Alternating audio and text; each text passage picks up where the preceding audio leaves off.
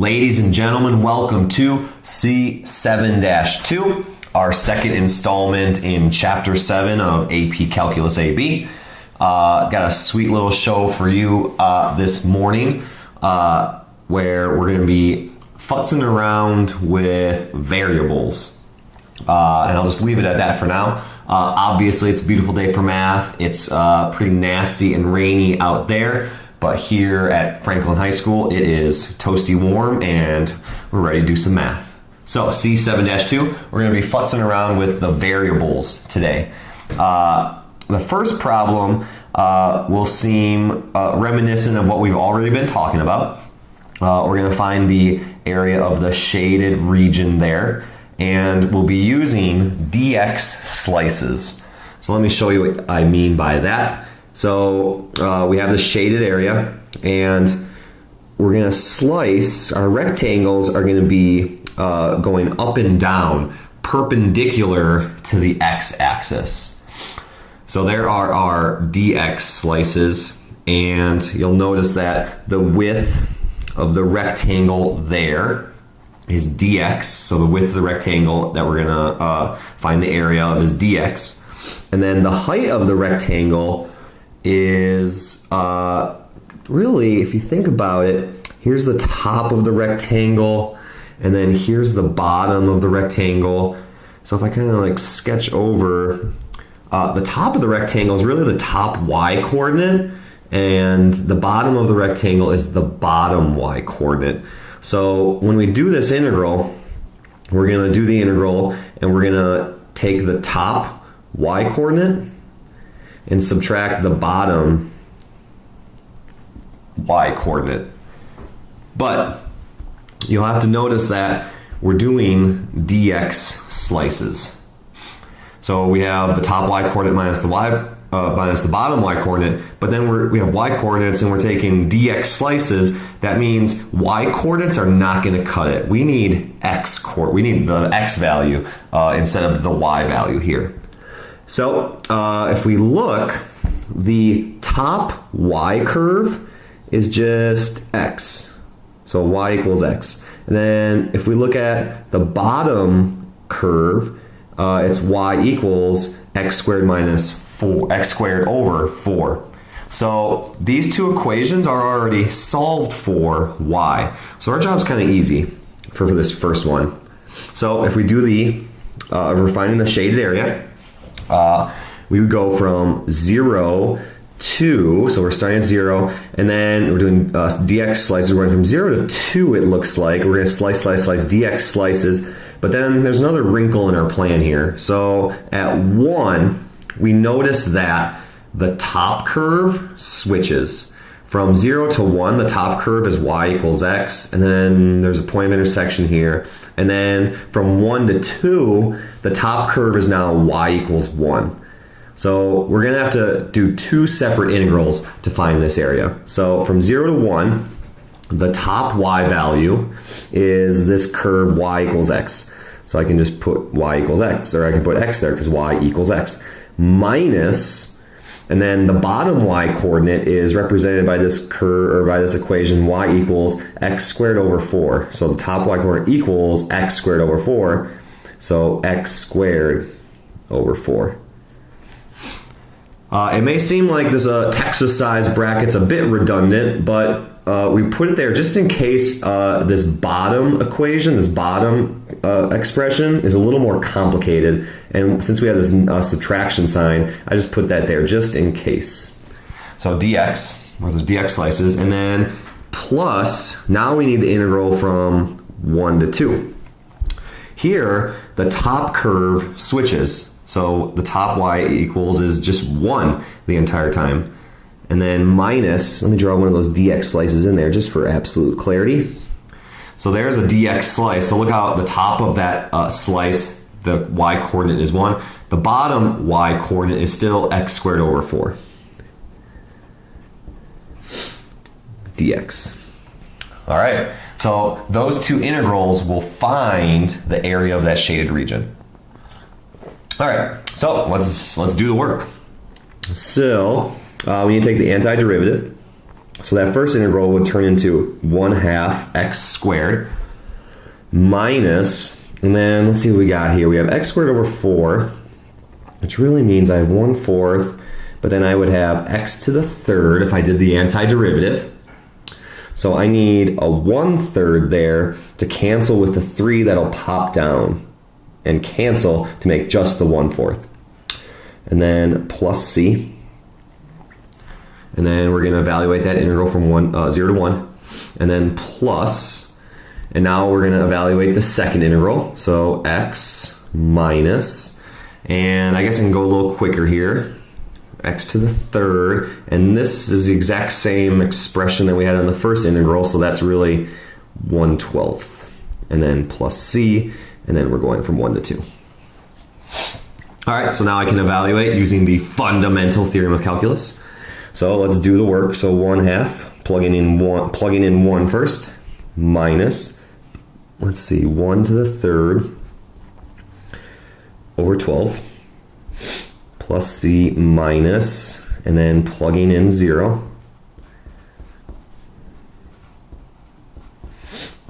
plus c. So there's our first integral, and then now plugging in for the second integral, 2 minus, and then 2 to the third over 12 plus c minus, and then plugging in 1 to the third over 12. Beautiful. So I guess, now we got some work to do here. Notice we're doing this analytically. So let's see, 1/12, 1/2. 1/2 minus, I just wrote the exact same thing. I'm looking at that next term. I know that's a 1/12. 1/2 minus 1/12. And then let's see, the zeros cancel. That's 0, that's 0, that's 0, that's 0. Plus 2 minus, and then 8/12. The c is going to cancel. Minus 1 plus 1/12, and then the c's cancel again. Okay, let's see, 12ths cancel.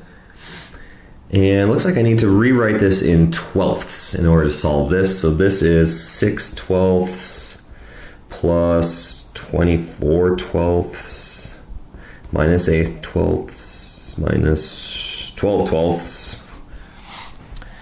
So 30 minus 8/22 is 10/12. So final answer, 5/6 units squared. So the area of that shaded region is 5/6 units squared. So that's using dx slices. Let's go on to problem 2. Page 2. So it's the exact same problem. However, let's use dy slices. So dx slices were perpendicular to the x-axis. Dy slices are perpendicular to the y-axis. So here's a dy slice. So notice how the thickness of that rectangle is dy thin. The change in y is the thickness. Then the height of the rectangle, therefore, is the top x coordinate minus the bottom x coordinate, and when you subtract those two x coordinates, you'll get the height of the rectangle. But again, we have dy slices, so these x's here are no good, so we need these equations. So let's see, this top x coordinate is in terms of y, so we need to solve that one for x, and then the other one, that other curve is y equals x. The bottom one, check, we can substitute that pretty easily. The other one, we need to solve for x. We need to solve this second top curve for x because I need to substitute for x and get only y's there. So that would be 4y equals x squared, and that would mean x equals plus or minus the square root of 4y. But since we're really just talking about a positive distance, I'm going to say it's just x equals, let's see, 2 square root of y. Since we're talking about a positive distance, we're just going to leave the positive version there. So check. So now we can substitute in for our integral. So we're going to evaluate the integral. Now, notice how we're doing dy slices. So we're going to slice here, slice, all the way from 0 to 1. So now we're evaluating an integral from 0 to 1. And the top curve, forever and ever, is this curve y equals x squared, which we solve for x because it's really the x coordinate we want. So that's the top. So the top curve is 2 square root of y minus, and then the bottom curve, the one closest to the y-axis, the other one's further from the y-axis, that's why it's the top, I guess you could say. The bottom x coordinate is x equals y, and then a dy slice. So now we can evaluate that integral. I guess it would be helpful to see that this is actually 2y to the 1/2 minus y dy. So now we can take the antiderivative. So let's see, we would have to add 1 to that exponent, so that'd be 3/2. And then the 2 still chilling there, but then we need a 2/3 to cancel with the 3/2 when we take the derivative. Let's see, then minus 1/2 y to the second plus c, and we're going from 0 to 1. Okay, so let's clean this up just a touch. So that's 4/3 y to the 3/2 minus 1/2 y squared plus c, going from 0 to 1. All right, now we can evaluate using the fundamental theorem of calculus. So 4/3, 1 to the 3/2 minus 1/2. We're just plugging in plus c minus Texas size bracket, and then let's see, that'll be 0 plus c. Being lazy. So 4/3 minus 1/2 is what we're left with, which, let's see, if I turn this into sixths to have a common denominator, that would be 8/6 minus 3/6 equals 5/6 units squared, which is exactly what we got on problem number 1, which should not be surprising because it's the exact same shaded area. Boom. So dx slices, dy slices, it don't matter. One is actually easier, perhaps. So looking at what we did here, we only needed one integral when we did dy slices. We needed 2 integrals when we did dx slices. I guess it depends also on how easy it is to solve these curves, because depending on whether you do dy slices or dx slices, you need your equations in terms of x equals or y equals. So then the difficulty of solving those respective equations for x or y should also factor in to your decision. All right, so we're futzing around with variables. Let's go to problem 3, where I have another example of futzing around with variables. So here it says find the area of the regions enclosed by, okay, these curves. And I guess what makes this problem a little difficult is just looking at it, we can't see what we're talking about. I mean, the problems 1 and 2, I gave you the graph and then the curve, so we knew exactly what we had to do. Here, we don't know anything. We just know the equations. So a first step, I suppose, would be to figure out what these things look like. So, okay, I have x minus y squared, blah, blah. If I solve these for y, then I can graph these and then do the work. So let's do that. So x minus y squared equals 0, and x plus y squared equals 10. So I'm going to solve these for y.